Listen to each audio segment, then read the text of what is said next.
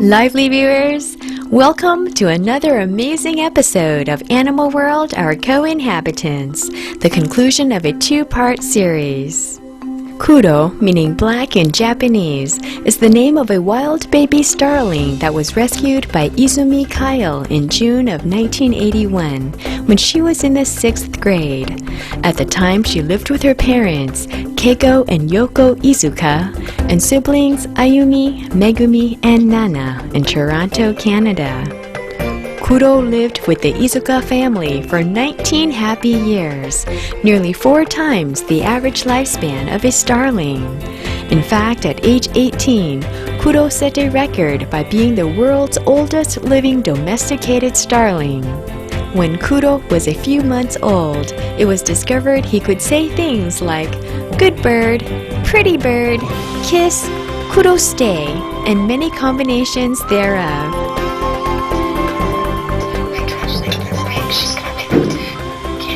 Good, pretty? Yes, good, good. I really loved to whistle, and so he would always sit on my shoulder and really listen intently on how I would whistle and mimic whatever I would whistle. He knew me as the musician in the family. I don't think she realized she was actually a bird. We were her family, so she assumed that she was one of us. I don't think we realized she was a bird either. No. She would walk and follow you around the house. It wasn't necessarily just flying. If you walked somewhere, she would be right behind, trailing behind and keeping up her pace. So. She often preferred to walk. I have memories of her racing across the living room floor if you called her from one end of the room. One day, Kuro unexpectedly flew away from home. I remember it very, very well, where the front door was kept open just a little bit longer, and of course the bird, curious, flew outside, and immediately our entire family was in panic mode. Where is Kuro? Where is Kuro? And I remember riding this, red bike that I had around the neighborhood, screaming Kuro's name, trying to find this wild starling. It's probably one of the most common starlings in Canada. And as I look on the lawns, there's all these starlings, and I keep calling, Kuro, Kuro, is that you? And after about an hour of cycling around the entire neighborhood, I called at every starling that I could see, and there was one in a tree, and I said, Kuro! And this starling didn't fly away. And the starling instead looked down at me. And I'm like, Kuro! And it slowly came down one branch. And then finally, when I had a good line of sight on the bird, I see this starling in its winter coat in the middle of summer. So I knew it had to be Kuro because he would often have his winter coat in the summer. So then I coaxed Kuro down, and he was all wet. He had taken a bath somewhere, and he came back to me and he said, good bird. And that was it. And I grabbed the bird, and then I cycled home with one hand and brought Kuro back to our house. So that was probably the happiest moment in my childhood, finding my bird again. When Kuro was 3 years old, his delightful presence helped the family during a challenging time, and this led to a book called Kuro the Starling. This book, was a family project that we took on one summer. My mother's mother had fallen ill, so she had left for Japan, and there were 4 girls. We were aged 12 to 17, and my father left with 4 girls to manage. And, we were all kind of struggling with not having our mother around. And so he decided, let's do a little project together as a family. So we put together a manuscript.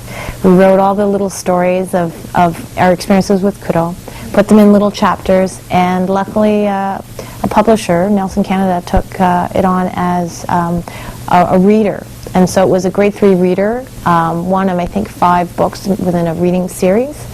And so it was in the Canadian schools for many, many years as a little reader. Being a brilliant bird, Kuro would rapidly learn nearly anything he was taught. Here's a little picture of Kuro doing one of her tricks where she would fly through a hoop that we put between us. So she would do this with 2 people kind of arm distance away from each other, but she would also fly through a hoop if we just created a larger distance between us. So she was quite intelligent, and she'd kind of pick up what we'd want to teach her, and she would get things pretty quickly. This one is a motorized bicycle, and then there's a switch, relay switch, and whenever Kuro perch on this, she pulls this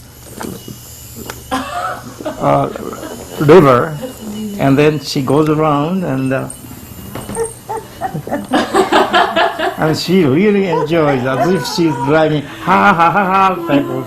She could do other little tricks too. There's another photo of her where she would play catch with us. So my younger sister Ayumi here is throwing up a grape for her to catch, and she would catch it in midair like a dog catching a frisbee and eat the grape.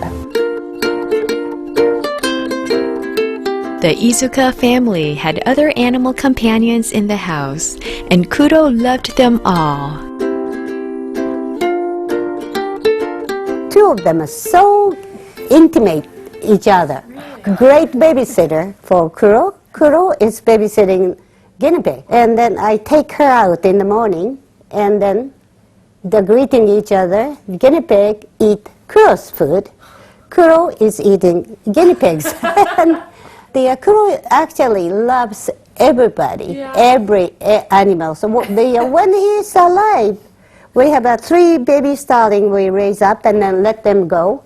And then 2 robins live together with. There's a picture, 2 together. And then red squirrel, and then duck, and the baby duck. There was one animal that she was more like siblings with, the lovebird, who loved to look at herself in the mirror. And we had a little Japanese doll that was like a kimono, and the kimono would open and it would be mirrors inside.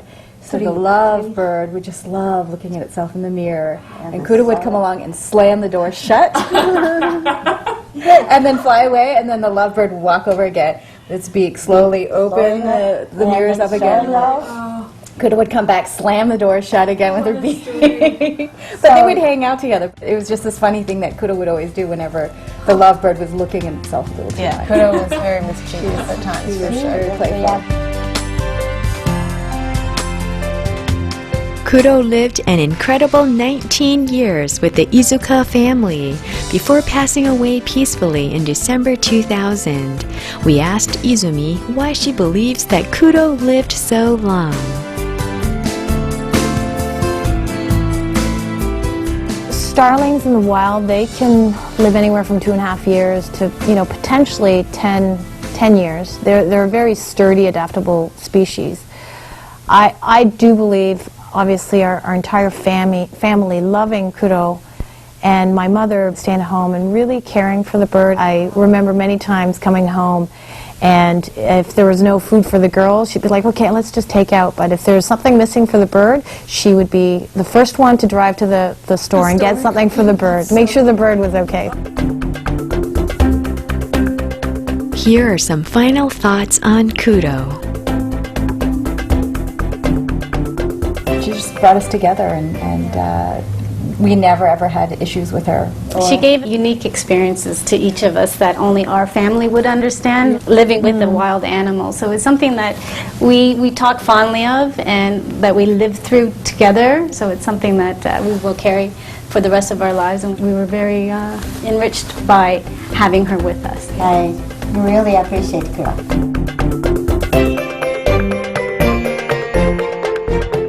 Our heartfelt thanks, Izuka family, for sharing the wonderful story of Kuro, and may this blended starling story inspire more love, respect, and care for our animal friends worldwide.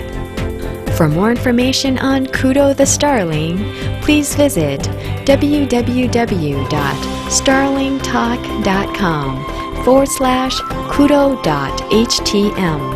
Compassionate viewers, it was lovely to have you with us today on Animal World, our co-inhabitants. May divine melodies forever connect our hearts with heaven.